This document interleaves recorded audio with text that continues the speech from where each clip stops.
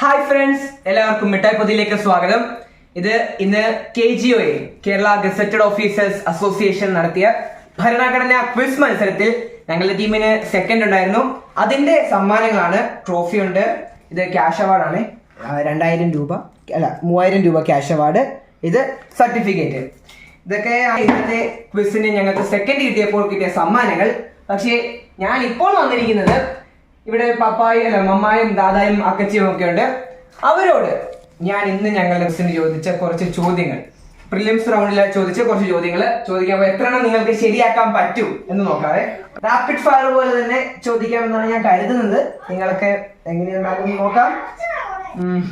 ആദ്യത്തെ ചോദ്യം, എന്നായിരുന്നു ഭരണഘടനാ നിർമ്മാണ സഭയിലെ ആദ്യത്തെ സമ്മേളനം നടന്നത്? December 1946 December 9. ശരിയായ ഉത്തരം. എങ്കിൽ അതുമായി ബന്ധപ്പെട്ട അടുത്ത ചോദ്യം,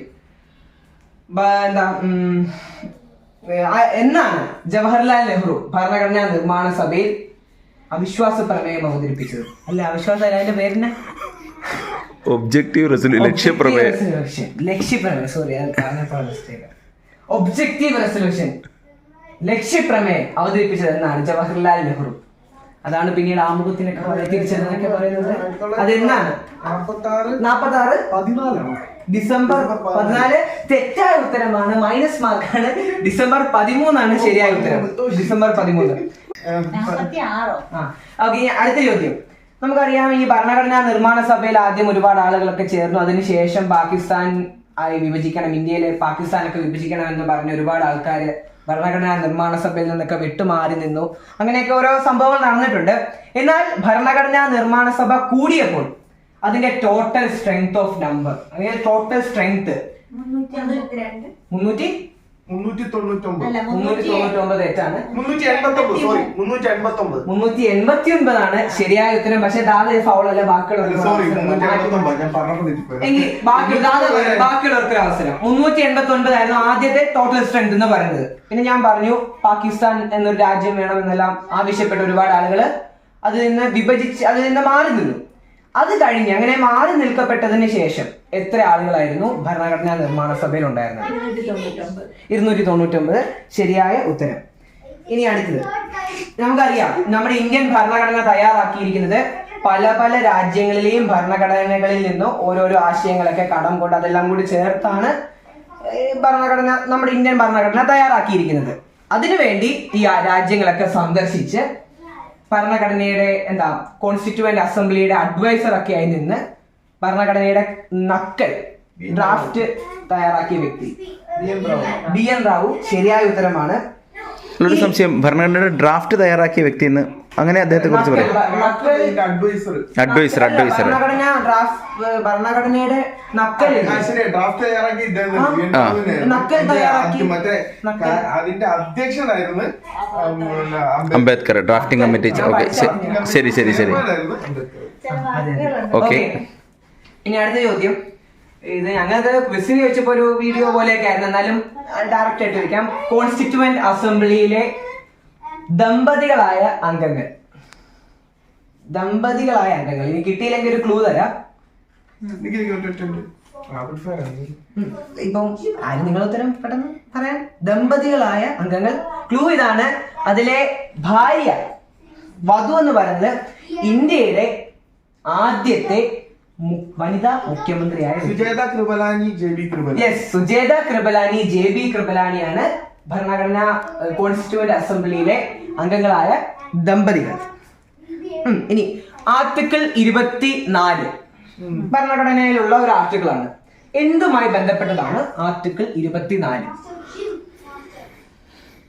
ഞങ്ങൾ കുട്ടികളുമായി, അതെ, ബാലവേല നിരോധനം ആണ്. ഇനി ഞാൻ കുറച്ച് ടഫായിട്ടുള്ളത് ചോദിക്കാമെന്ന് തോന്നുന്നു. നമുക്കറിയാം, ഭരണഘടനയുടെ ഏറ്റവും പ്രധാനപ്പെട്ട ഒരു സംഭവമാണ് ആമുഖം. അതിന്റെ ഒരു നല്ല വാക്ക് കിട്ടിയില്ല. ആമുഖം, അതെന്റെ ആത്മാവും എന്നൊക്കെ നമ്മൾ വിശേഷിപ്പിക്കുന്നു. ആ ആമുഖം ഇന്ത്യൻ ഭരണഘടനയുടെ ഒരു ഭാഗമല്ല എന്ന് പറഞ്ഞൊരു കേസുണ്ട്. അത് ഏതാണ് ആ കേസ് എന്ന് അറിയാമോ? അതെ, Kesavananda Bharati versus state of Kerala കേസാണ്. ദാദാ പറഞ്ഞില്ല, അതറിയാം. തെറ്റാണ്. അല്ലേ? ഭരണഘടനയുടെ ഭാഗമല്ല എന്ന് പറഞ്ഞത് ബെർബാറി കേസ്. കേശവാനന്ദ ഭാരതി കേസിൽ കൃത്യമായിട്ട് പറഞ്ഞത് ഇന്ത്യൻ ഭരണഘടന, ആമുഖം ഭരണഘടനയുടെ ഭാഗമാണ്.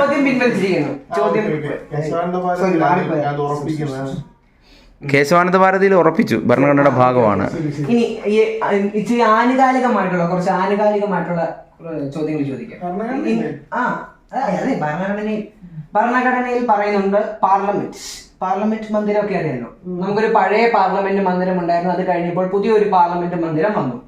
പുതിയ പാർലമെന്റ് മന്ദിരത്തിന്റെ പേര് സൻസദ് ഭവൻ എന്നാണ്. എന്നാൽ പഴയ പാർലമെന്റ് മന്ദിരത്തിന്റെ പേര് എന്താ?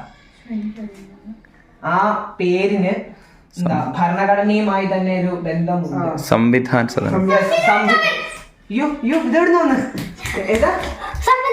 സംവിധാൻ ഭവൻ അല്ല, സംവിധാൻ സദൻ. സൻസദ് ഭവൻ. എങ്കിലും നിഷാനൊരു ചോദ്യം.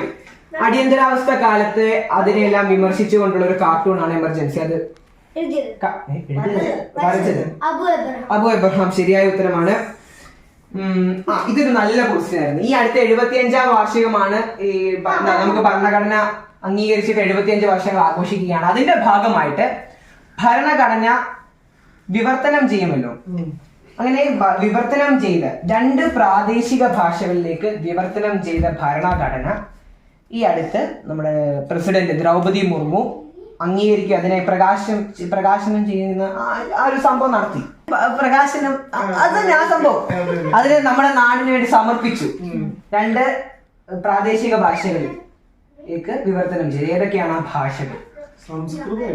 ഒന്ന് സംസ്കൃതമാണ്, ഒന്ന് സംസ്കൃതം, രണ്ടാമത് മൈഥിലി എന്ന് പറയുന്ന ഭാഷ. സംസ്കൃതവും മൈഥിലി. അതുപോലെ ഒരു കാര്യം കൊണ്ടുണ്ട്, ഇങ്ങനെ ഭരണഘടന ഹിന്ദിയിലും ഇംഗ്ലീഷിലുമാണ് തയ്യാറാക്കിയത്. അതിനുശേഷം ആദ്യമായിട്ടൊരു പ്രാദേശിക ഭാഷയിലേക്ക് വിവർത്തനം ചെയ്തത് മലയാളത്തിലേക്കാണ്.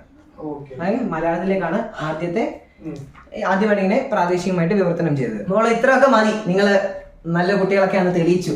ഇതൊക്കെയാണ് ഞങ്ങളുടെ ഇന്നത്തെ ക്വിസ് മത്സരത്തിൽ ചോദിച്ച ഏറ്റവും പ്രധാനപ്പെട്ടതും അങ്ങനത്തെ കുറച്ച് ചോദ്യങ്ങളായിരുന്നു ഇന്നത്തെ ഇപ്പോൾ ചോദിച്ചത്. ഇവിടെ ചോദ്യം ചോദിച്ചപ്പോൾ വന്നൊരു മിസ്റ്റേക്ക് ആയിരുന്നു. ആമുഖം ഇന്ത്യൻ ഭരണഘടനയുടെ ഭാഗമല്ല എന്ന് പറഞ്ഞ കേസ് കേശവാനന്ദ ഭാരതി കേസാണെന്നാണ് ഞാൻ പറഞ്ഞത്.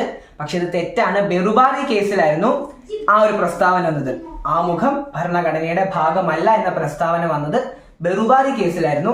എന്നാൽ ആമുഖം ഭരണഘടനയുടെ ഭാഗമാണെന്ന് പറഞ്ഞതാണ് കേശവാനന്ദ ഭാരതി കേസ്. അതൊന്ന് തിരുത്തി പഠിച്ചോണം.